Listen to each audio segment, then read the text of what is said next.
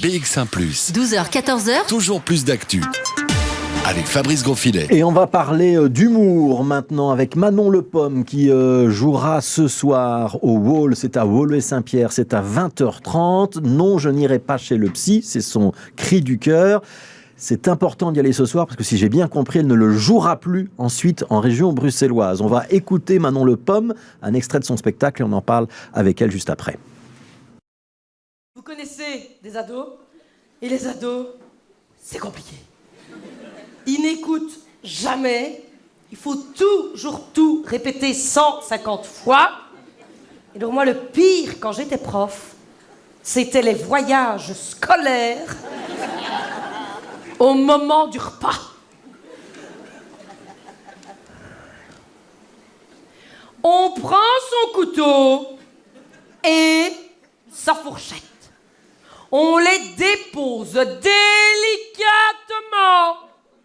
sur son assiette.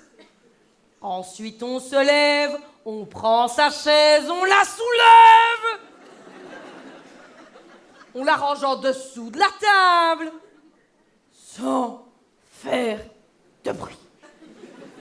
Ensuite, on prend son assiette et son verre, et on se dirige vers le chariot.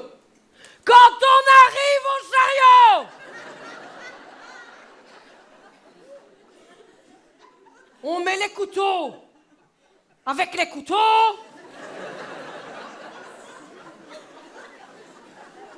Et les fourchettes avec les fourchettes. Ensuite. Voilà un extrait du spectacle de Manon Le Pomme. Non, je n'irai pas chez le psy. Bonjour Manon Le Pomme. Bonjour Fabrice. Vous n'êtes pas allé chez le psy ? En fait, j'y suis allée il n'y a pas tellement longtemps, j'ai un peu menti. Et ça m'a fait du bien, j'ai un peu des problèmes de sommeil, et donc maintenant je dors un peu mieux. Mais oui, c'est le titre du spectacle, non, j'irai pas chez le psy, parce que c'est un personnage qui est très excessif, donc qui vit les émotions de façon très très forte, quelle qu'elle soit. Et donc, au fur et à mesure du spectacle, les gens se disent, non, mais elle a quand même un grain, cette fille, elle devrait consulter. Et la réponse est dans le titre, non, je n'irai pas chez le psy. Voilà, ça correspond aussi à un certain tempérament qu'est le vôtre. Hein. Ouais, c'est ça. On sent qu'il y a du tonus et du vibrato dans la voix. Ouais, hein. il y a de l'énergie en tout cas, ça c'est sûr. Ouais. Alors c'est l'histoire d'une enseignante, d'une ancienne enseignante que vous avez été. Tout à fait, c'est un spectacle qui est assez autobiographique parce que je parle de quand j'ai été prof d'anglais pendant 3 ans.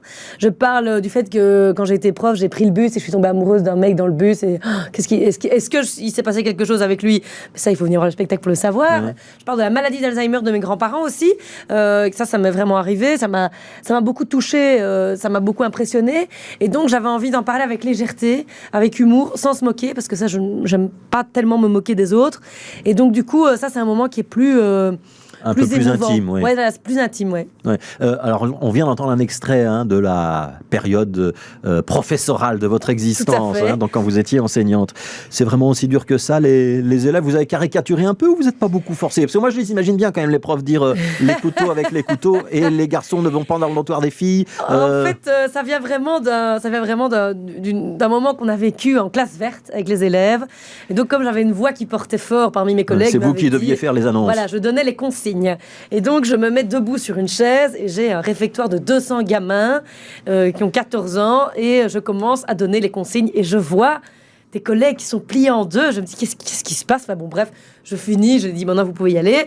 Et puis elles me disent, non, mais là, tu viens de nous faire un sketch, en fait, t'aurais dû te voir. Nanani, nanana. C'est vos collègues qui ont eu l'idée, donc. Ouais, c'est mes collègues qui ont eu l'idée. Et je me suis dit, ils ont raison, en fait.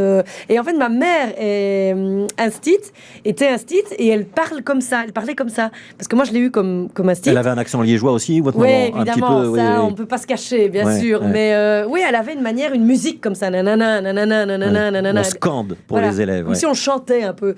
Et donc, je l'ai utilisé. Et puis alors après, on peut voir dans le sketch que ça m'a tellement rendu dingue d'être prof que je parlais comme ça à mon compagnon. Et donc, ça donne des situations très cocasses. Ouais, qu'est-ce qui est le plus difficile? C'est d'être prof devant une classe de 25, 30 élèves un petit peu turbulents qui se moquent un petit peu de ce que vous avez envie de leur raconter, ou c'est de se retrouver devant un spectacle dans une salle comme par exemple au Wall ce soir avec 200 ou 300 personnes qu'on ne connaît pas? Vous voulez 600. dire. En fait, ça n'a rien à voir. C'est un métier qui est complètement différent, même s'il y a des points communs. Parce que comme je dis toujours, la grosse différence entre une classe et un public, c'est que le public, il a choisi d'être là. Il a payé même. Et il a payé. Ouais. Donc, le rapport est complètement différent. Maintenant, moi, ça me manque quand même d'être prof parce que j'adorais être en contact avec des jeunes. Ils me faisaient rire. Tous les jours, il se passe un truc en classe. Tous les jours, il y a une perle. Tous les jours, il y a quelque chose. Et ça, parfois, ça me manque. Mais c'est deux choses différentes que j'adore. Mais oui, ça, c'est évident que je préfère la scène. Ouais. Est-ce qu'il faut avoir été parent d'élèves récemment ou être parent d'élèves pour bien rire ce soir? Pas du tout. Pas du tout. C'est un spectacle qui s'adresse à tout le monde, qui ne s'adresse pas qu'aux femmes aussi. Parce que souvent, on dit, ouais, c'est un spectacle de femmes. Pas du tout. C'est pas du tout un spectacle de femmes. D'ailleurs, j'ai un public qui est assez mélangé. Il y a énormément d'hommes aussi qui ne rigolent pas au même moment que les femmes. Il y a Ça, des c'est enfants? drôle. Non. Je dirais à partir de 12 ans. À partir de 12 ans, on peut rire à Manon Le Pomme. Ouais, tout à fait, ouais. Il y a des plus jeunes qui viennent et ça les fait rire aussi, mais il y a beaucoup plus de choses qui leur échappent, à mon avis. Je dirais que vers 12-13 ans, c'est sans problème. Donc ça s'appelle Non, je n'irai pas chez le psy de Manon Le Pomme. C'est ce soir à 20h30 au Wall, donc centre culturel de Woluwe-Saint-Pierre. On continue d'en parler juste après la pub. BX1 +. Toujours plus d'actu. Alors, je le disais tout à l'heure, l'enseignement, ça rend complètement fou, mais tous les jours, vous avez des perles. Et moi, j'étais prof de langue, et donc, ce qui est génial quand on est prof de langue, c'est qu'à la fin de l'année, on doit leur faire passer des examens oraux. Et moi, je me souviens très bien, j'avais des élèves, c'était leur première année d'anglais, je devais leur poser plein de petites questions, ils avaient notamment tous cette question, what time is it? Quelle heure est-il? Et je me souviens très bien de 2 élèves. Premier élève, Simon, what time is it? Et là, il me regarde et il me dit, pas les heures. Pas les heures, complètement terrorisé. Et puis le deuxième, ça je m'en souviendrai toute ma vie aussi, Thibaut. Je lui dis, Thibaut, what time is it? Et là, il regarde l'horloge et j'attends. Je dis, Thibaut, what time is it? Et là, il se retourne vers moi et me dit, j'attends que ce soit l'heure pile. C'est parfait, ça, parce qu'on ne peut pas l'inventer. J'aurais voulu inventer cette vanne, je crois que j'aurais pas pu. Je revois encore cet élève, je me souviens très bien de qui c'est. Et je me suis dit, mais quel trait d'humour extraordinaire. Voilà, et ça, c'est dans le spectacle. Ouais, c'était un petit extrait qui est dans le spectacle, tout à fait. Manon Le Pomme, donc Non, je n'irai pas chez le psy, c'est ce soir à Woluwe-Saint-Pierre, c'est à 20h30. Il faut y aller parce que c'est la dernière date en région bruxelloise. Oui, c'est ça, c'est les dernières dates. J'irai aussi à Waterloo le 9 mai, mais sinon, vraiment, dans Bruxelles et aux alentours, ce sera la dernière. Il y a d'autres dates en Wallonie, mais il en reste plus beaucoup, en fait. Il en reste 7 ou 8, Ouais. et ça commence un petit peu à m'angoisser de me dire que, oula, ce sont les dernières. Ouais. Et pourquoi vous arrêtez? Donc Non, je n'irai pas chez le psy. Quand on crée, c'est votre premier grand spectacle? Oui, c'est celui qui a le plus marché, ouais. Ouais, on a envie de passer à autre chose. On se dit pas, on peut garder le titre et puis le faire évoluer petite touche par petite touche. Mais Vous il n'avez a pas envie de ça?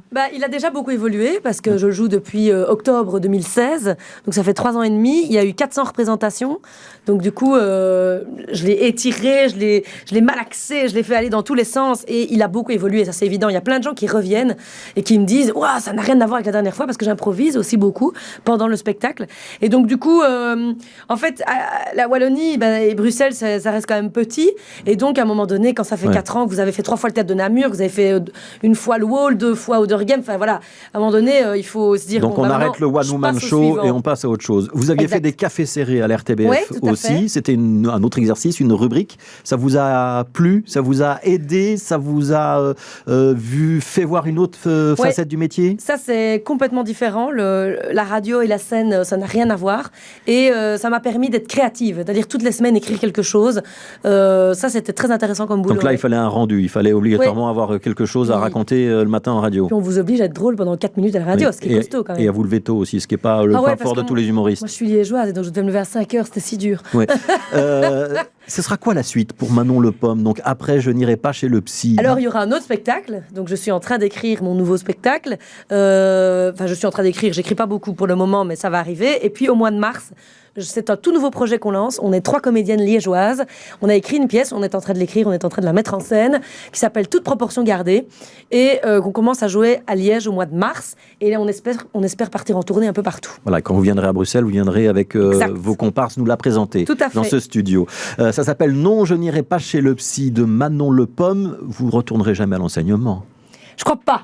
C'est mal parti. J'ai pas l'impression, non. Voilà, ça fait 5 ans, j'ai pas l'impression que je vais y retourner. Si on veut rire avec vous, c'est donc ce soir, 20h30 au Wall, Woluwe-Saint-Pierre, donc le centre culturel du Wall. Merci beaucoup. Merci à vous. Manon Le Pomme d'être passée dans le studio de BX1. On accueille les Liégeois aussi, il faut le dire. Et merci ça nous fait beaucoup. plaisir.